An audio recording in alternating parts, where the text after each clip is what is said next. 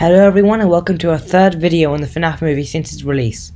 This video will cover certain things that were unanswered in the film, along with theory crafting for the sequel, because we all know it's coming.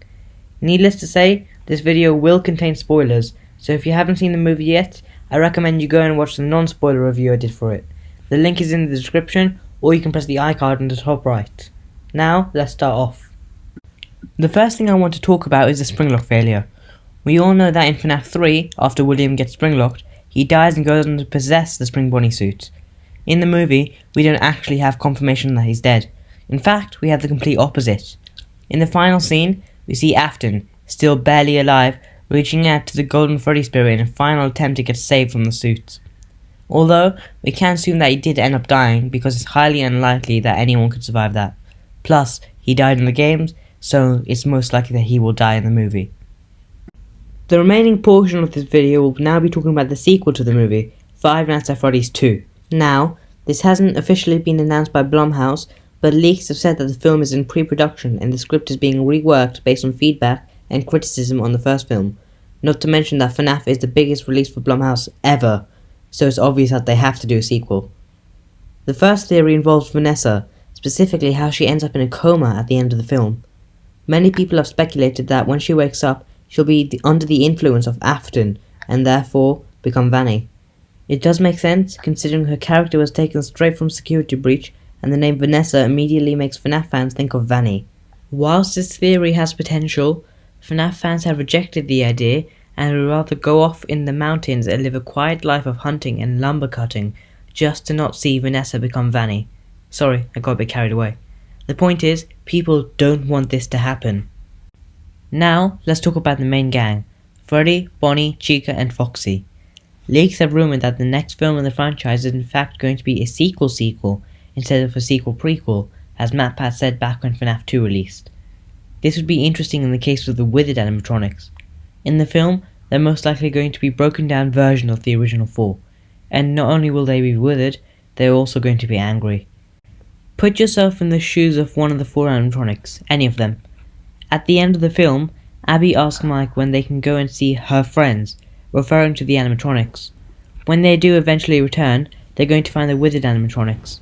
If I were an animatronic, left there to collect dust after the pizza place collapsed in on itself, and then the one person I thought I could trust left me and didn't return for a long time, I would be pretty angry, and I think that's the direction that Blumhouse, Scott and others on the FNAF movie team are going towards. Another piece of evidence to support this theory is that the last time the animatronics saw Abby is when William got springlocked and they discovered who had killed them. Abby coming along would only bring back those bad memories for them, which they'd want to get rid of as quickly as possible, even if it means by force. This leads me on to my next point, when exactly the second film would take place. We know from an interview with Emma Tammy, the director, that the first film is set in the year 2000, approximately 20 years after William killed the kids. If we take into account the withereds and how long it would take them to decay fully, we can calculate how long the difference between the first and second films are. Unless some company bought the location and ordered someone to disassemble the animatronics, the time of decay to turn the original animatronics into the withereds would be around 40 years. Yes, I know that's a long gap, but you don't really have too much to go off.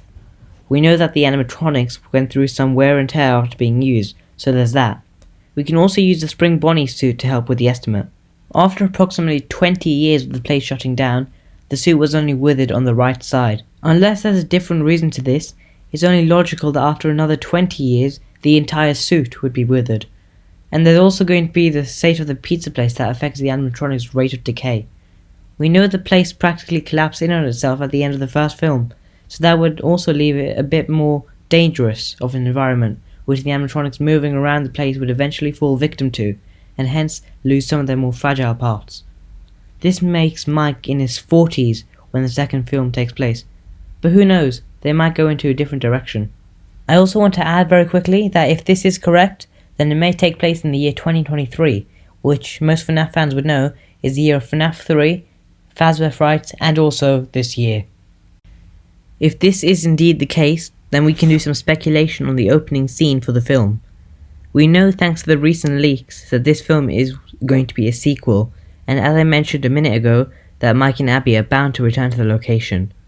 I suspect that the opening scene, or one of the opening scenes, will feature them both going back to the location, finding Afton, and as they try to escape, either A. he wakes up and tries to stop them, B. does nothing but the animatronics capture Abby, Mike, or both, or C. they successfully escape, but return later for some unknown reason.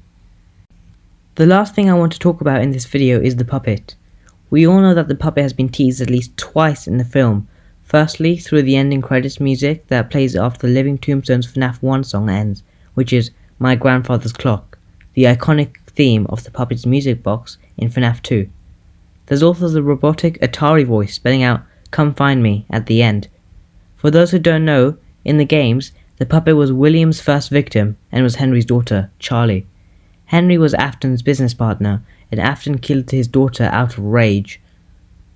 We can do some speculation on who the puppet will be in the second film, and I think it's leaning towards Garrett, Mike's brother, being William's first victim and consequently being the puppet.